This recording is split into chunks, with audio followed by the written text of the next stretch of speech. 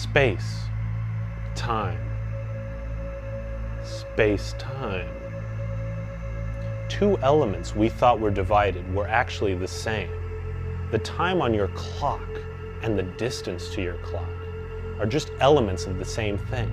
We cannot perceive time as an element of space, but it's there. And if you could move fast enough, you would understand. This is the one I'm nervous about. Why? Because I'm trying to explain the special theory of relativity. This week in history, Switzerland, 1905.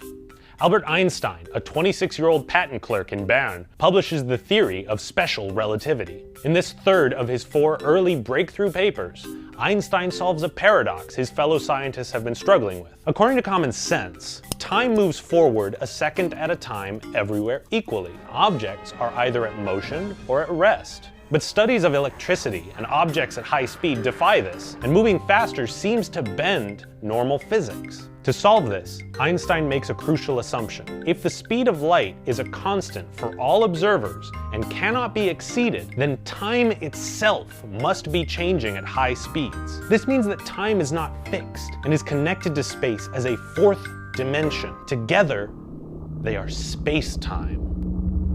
Special relativity was only one of 4 papers in his miracle year of 1905. His other 3 were on the photoelectric effect, Brownian motion, and of course, the equivalence of energy and mass, E equals mc squared. Though his Nobel Prize is for the photoelectric effect, and it was the energy-mass equivalence that paved the way for atomic bombs, special relativity has had the largest effect on science, forever changing how we view time and motion. He would unify it with gravity in 1915 as general relativity, where space-time curves around large objects like planets. And just as time would bend near the speed of light, it postulated light would bend near a black hole.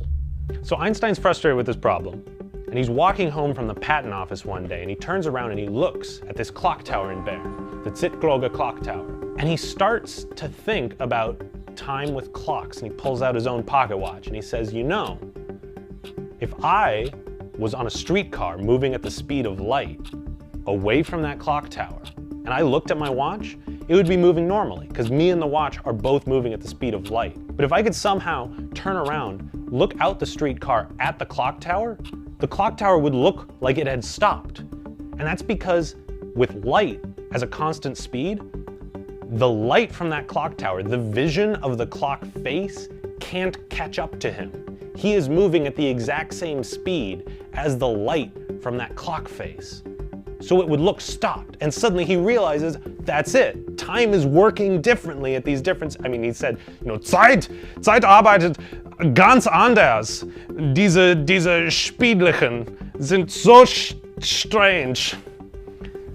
He had a much calmer voice. According to all accounts, he was a very calm person, but it is hard to speak German calmly. Make sure you like and subscribe, and check out more videos on HistoryNet. Thanks for watching.